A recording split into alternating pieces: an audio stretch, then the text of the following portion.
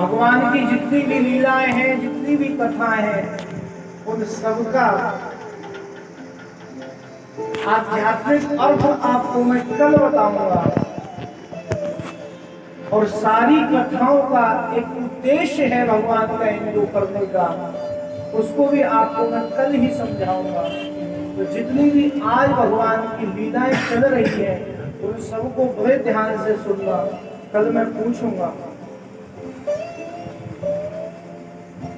तो ये बाल भागनी पूतना जो है भैया, इसने 16,000 बच्चों को मार दिया। और जब 16,000 बच्चों को ये इसने मार दिया तो 16,000 बालकों की हत्या करने के बाद में अंत में जब इसने गोकुल में, नंद बाबा क्यों गोकुल में थे नहीं, नंद बाबा मथुरा में थे, तो नंद के जब ऊंचे ऊंचे महलों को इस पूतना ने देखा तो पूतना इस नंद बाबा के महलों में गई और नंद बाबा के महलों में इसने प्रवेश किया। अब इसका सौंदर्य और रूप देख करके किसी ने इस पूतना को रोका नहीं। क्यों? क्योंकि इतनी सुंदर है।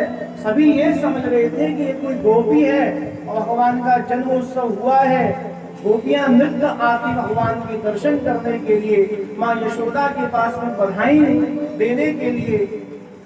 तो कोई गोपी आई होगी और यशोदा के पास में जा रही होगी और इसे किसी ने नहीं रोका। जब ये भगवान के नंद महलों में इसने प्रवेश किया और प्रवेश करने पर जब ये भगवान के अंतःपुर में पहुंची तो अंतःपुर में भगवान कृष्ण और बलराम पलने पर सो रहे थे। रोहिणी और यशोदा दोनों वहां पर थी, लेकिन वो दोनों देख रही है पूतना को और पूतना को देखकर भी रोक नहीं रही।